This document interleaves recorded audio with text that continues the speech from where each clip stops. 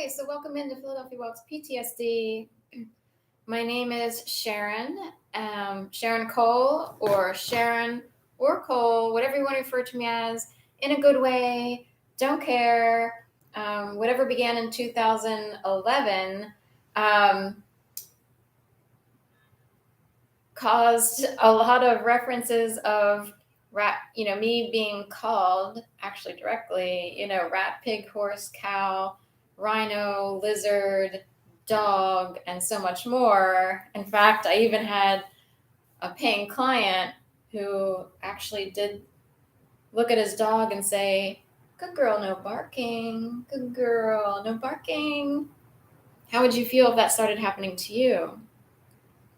Or if an entire community who gets paid to do nothing but sit around and be dumb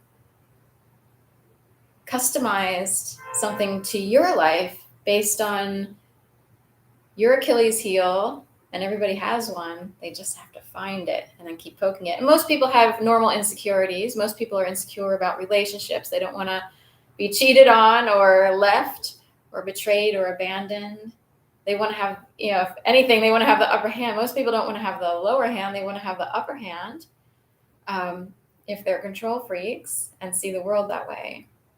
So anyway, with that said, sticks and stones may break my bones, but words shall never hurt me. But here we are on day 151 of my one video each day, 365-day campaign, trying to raise money, make a living, figure out how to keep moving forward in life, preferably eventually in my own home while I pay a mortgage, because I've worked so hard. I should own 5 homes by now and 4 or 5 cars. I should have been able to send 4 kids off to college because of how hard I've worked, because of how many resumes I've sent out and how many jobs I've actually held and how many people have actually paid me. But that was stolen from me because of a game that people were playing, which really kicked off in 2011 in a big way. I have lots of evidence, lots of documentation. How do you get compensated for this? Well, you have to go out there begging on the streets, or you have to spend another 40 hours per week knocking on the doors of lawyers, of whom most don't want to touch it because they know it's too high level and they don't want to get involved. You'd be surprised who the chicken shit people are compared to those who aren't. Was Sharon attacked because she actually does and always did have balls?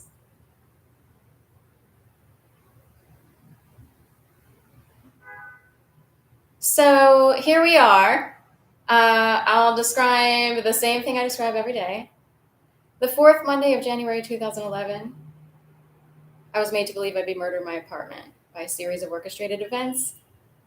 I did not know that people set people up and orchestrated things or created their own little shows, if you will, for their own pleasure, for their own jerking off desires, for their sadistic needs, for their selfishness, or their own selfish needs. I actually, more than 1,000,000% believed I'd be killed that night. I can only describe so many details because, technically, lawyers would say, don't say too much because we don't want the enemies knowing more than they need to know, or people who support the enemy to know more than they need to know about that evening.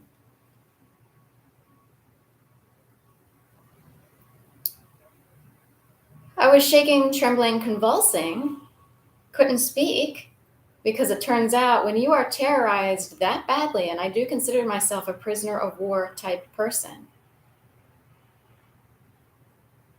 and I am dead serious, I can outdo all the Marines because of the psychological terror that I have withstood. And I know it. Semper Fi. I couldn't hold the phone. I was terrorized so badly. Muscles go limp. Your voice is lost. Finally, was able to call my sister. Was afraid to call the police because I didn't even think it would be routed to the police. Why would I think that it wouldn't be routed to the police. Why would I even think that? The people up there know because they're the ones who sent it. Our brains are like cell phones. Oh, got a text message really quick.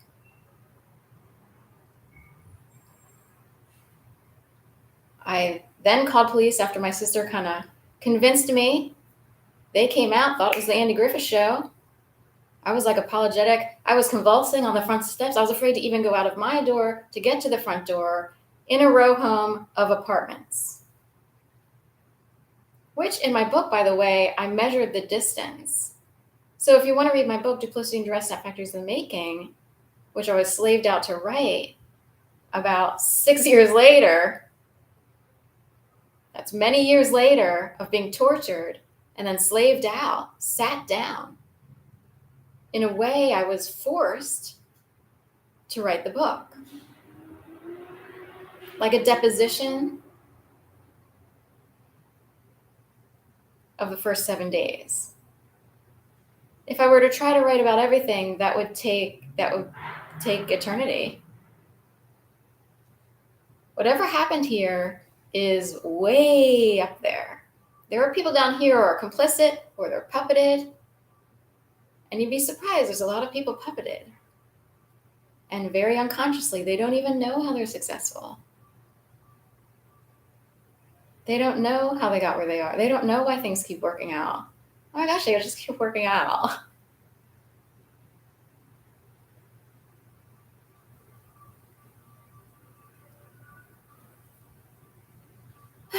So, anyway, as if that weren't enough, I would call my mom the next day. We're sorry, the phone number you're trying to reach has been disconnected. So whoever wanted to scare me went so far as to actually disconnect the landline, the actual physical telephone cable cord, whatever it is, to the house that my mom and aunt lived in Jacksonville, Florida.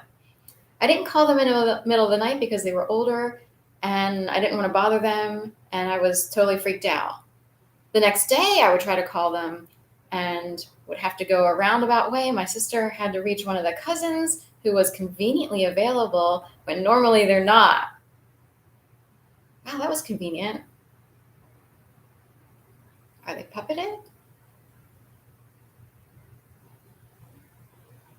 So they had the cell phone number to my aunt who had her phone on. My mom wouldn't have had her cell phone on. It was like a track phone that she only used to dial out in emergencies. She probably didn't even think I'd be looking for her that day. Typically, I called like once every 10 days, or it would be like random, like, oh, I feel like calling mom right now, but it actually wasn't that often. Or she would need to call, oh, I need to call Sharon to find out this. But in general, and she didn't have a lot of money, so she didn't want to use the minutes on her phone. And she didn't want to use the landline because that would add to the bill. You see what I mean? We're sorry, the phone number you're trying to reach has been disconnected. I hear that a lot today because across the street at this building that I live across from, there is a call box on the outside of the door. And a lot of times people will try to dial into either a yoga studio or what have you, and the call box will scream out and you can hear it even in my apartment all the way down the street. We're sorry, the phone number you're trying to reach or the office you're trying to reach it sounds exactly the same. I'm reminded daily about that. In a way, at least I won't forget that detail. So if that weren't enough, and that plays into a horror film series, like say I actually tried to call them while I was terrorized in my apartment, I would have gotten, can't reach your mom either. I could have worried about them being killed. Or would have wondered like how many people were trying to sabotage or whatever. So if that weren't enough, the games commenced. All kinds of crazy. It was like totally, it's hard to explain. It is like the Matrix, the machine went into action. People did all kinds of crazy things, and the opposite of that, which you would expect. especially having been in the LGBT community and participating in a lot of things. I had a lot of seemingly healthy friends. So it's not like you can say, well, what do you expect from people who don't follow through or who never, these were people who had, good jobs. One used to be a principal at the Charter High School of Art and Design, which no longer exists. Oh, Charter High School of Art and Design. What do they design? People's lives. You can't come in and set something up and terrorize someone and get away with it. No one's allowed to play God with other people's lives, as if. Can you imagine? Guys would commit suicide if this happened to them, because other people take control of your life by so much manipulation and terror and games and mind games and playing all kinds of stuff.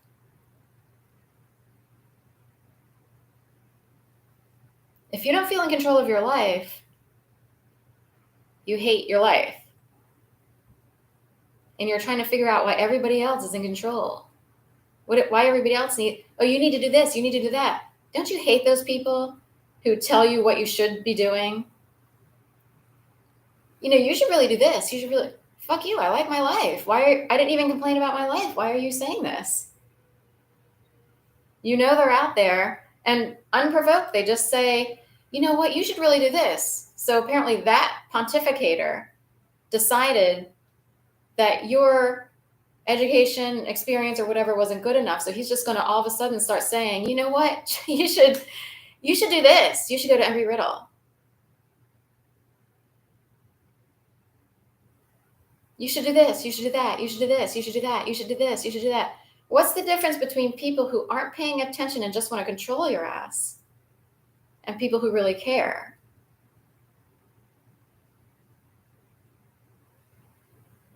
By the way, Embry-Riddle might as well be embryo riddle.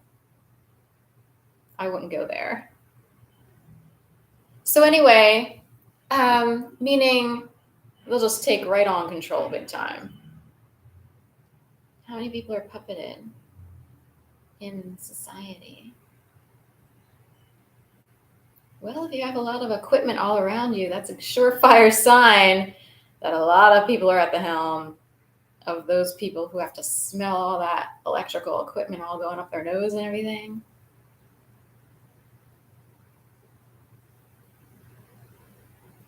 So today I'll talk about the key thing. And one thing that came up a lot was like keys either not working in your door mixed with messages of, you're not good enough to be in this country. You're not patriotic enough to be in this country. We have people coming from other countries who have to pass all these tests just to get in here. They're desperate to get in the United States, and you're not doing a good enough job. Well, welcome to America. About 99% of people aren't doing a good enough job, according to someone's standards. You want to prove that you are allowed to live here? I got that message. You want to prove you're good enough to live in the United States? I'm like, where did this come from? You're not good enough. We're going to lock you out. I didn't get that much help from my parents. I had a very lonely, independent life trying to forge my way through. I went through college without anyone really knowing what to do with a normal college. No one helped me get through college.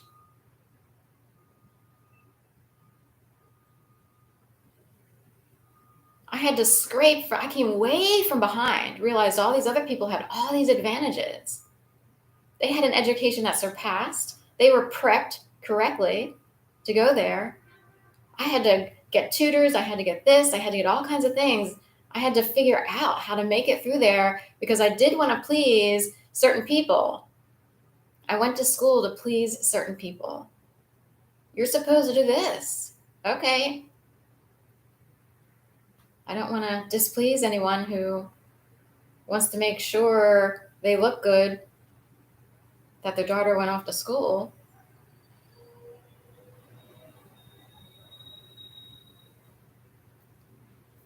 So the implication was that I got so much help from parental figures. Wrong.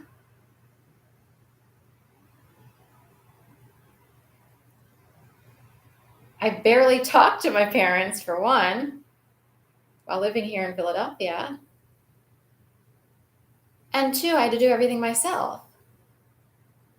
Oh, it's time to cut the cord. You're going to be locked out and you will have to sink or swim on your own. I've been on my own since I was a toddler. We had a divorce situation. I went to school and came home by myself.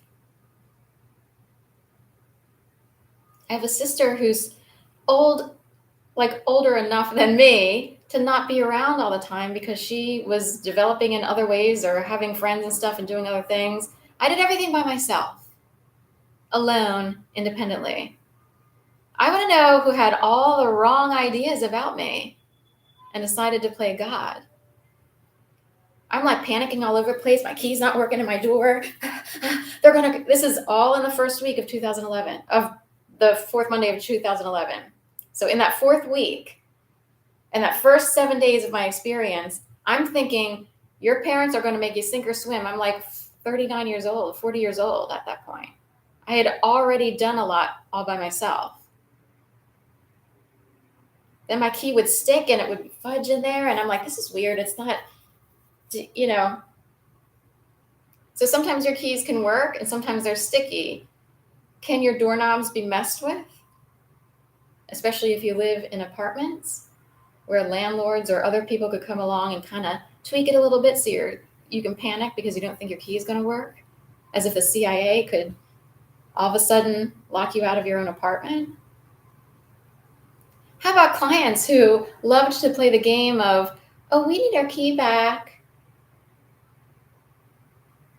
And the implication would be, we're not going to hire you again.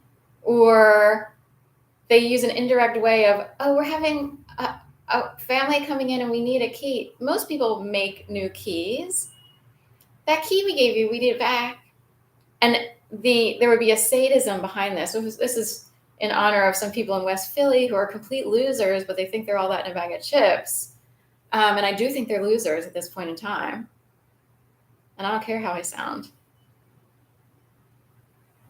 They played games, and they're jackasses. I hope they wind up homeless. And no one helps them. I do wish that for these people who played the game. Gee, Sharon, what are you going to do? Everybody's dead, and now you have to hurry up and move from your house that the cousins want to sell. Gosh, what are you going to do? What are you going to do? What are you going to do? Meanwhile, all the people who are collecting assets barely worked their whole lives. Well, I have 68 employers, count them. And I have a video listing all the people I've been paid by in my life, trying to piece together a living.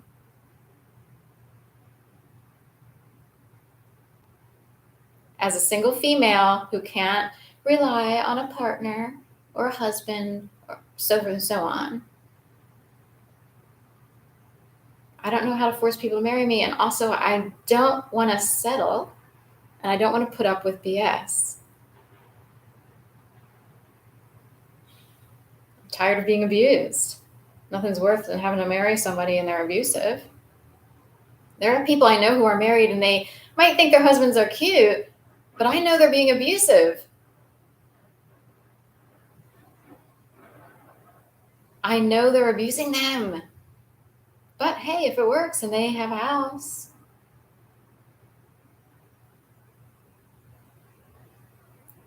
So other things that would happen, like key cards in general, I could say go to a FMC tower or whatever, and there's always games being played with all the key cards that are supposed to operate both the elevator and the door.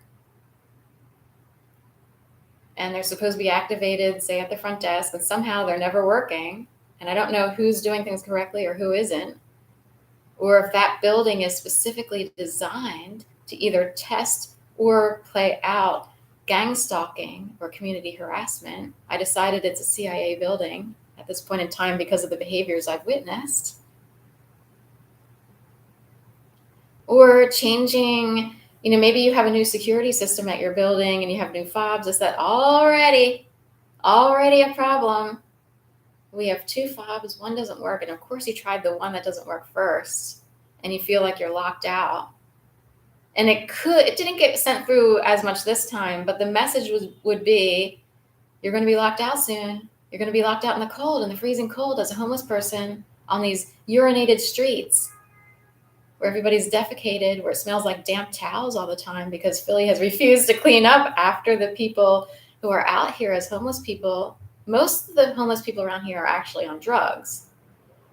There are homeless people who aren't. I don't know where they go.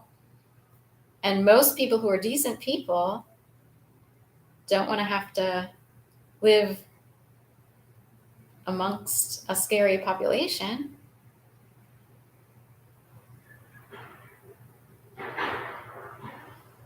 What would you do if tomorrow you were just cut off from everything that supports you? Already a cheap new system installed here around these parts, and already an issue. Luckily the one fob works, but the other, I don't even know why two were given to everybody. The older system was better. Nice and solid. This one's all cheap and plastic. Also, even in Florida, there were instances where, I'll just say it, my aunt, she either was absent-minded and forgot, but I worked a lot, many hours for shift during a certain time period. She usually wouldn't lock the door. I would run out to do the laundry, but say she locked the door behind me. So the laundry would be on the porch outside per se. And she would lock up and always make sure the cats were inside the house and not on the porch or whatever. So a couple times the door would be locked. Maybe it's a pollen special. Pollen Kirk, whatever. And it's like, oh, she just locked the door and I just ran out here. See how you feel locked out? Can you imagine if someone just decided to lock you out? And you're sitting here wondering, where did all this come from? Because basically I'm the quiet one who didn't cause anyone problems. So what's the dealio? Or people will they'll lock the door behind you, or it used to be like I would go down streets and people would keep closing their door and close the door, as if I were like a poisonous person. It got weird where people would take out their trash as I went by, and it became like 30 people just brought their trash out to the curb as I walked down a street. That's weird, Philly. Or doors will be locked when they're normally not locked, and you're like, that's weird, they locked it. See how that can start to chip. That's an anchor in gang stalking. So anchors would be anything that is done in a certain way and maybe with a certain intention that becomes a trigger for you. An easy example would be pen clicking, and there would be like movies where someone kept clicking their pen just to irritate their office mate. Click, click, click, click, click, click, click, click, click. It's in that realm. So every time that person would hear a pen click, they would be triggered into a certain emotion or trauma or what have you. Let's just face it, Philly. You're going downhill like Detroit. I don't care how many people are pretending to invest in here with these buildings. Residential buildings, making it look like people are moving in. And how many communities are orchestrated? Because Gainesville was quieter to a degree, but certain people were playing. So they're either puppeted to death and controlled and operating unconsciously. There are people who go through their entire lives not being aware and instead being very unconscious. And they just go through the motions. They don't even know they don't even remember. They just know they do this every day. They do this, they do that. They are not full and present. It's hard to explain. There is a difference. Some people are still asleep and they earn a decent check and they fudge and fake their way through life, even in jobs where you're not supposed to be that way. But I guess if it serves whatever population, I don't know what to say. There are people out there about to retire and their whole entire lives have been a lie. So anyway, here's to making sure keys work every day and that nobody gets locked out and left in the cold and shivering and abandoned and betrayed by a bunch of pranksters and game players and manipulators and people who thought they had the upper hand but now realize they didn't the entire time. All right, have a great day. And for all those people who played games, I wish you pain and suffering. I really mean that.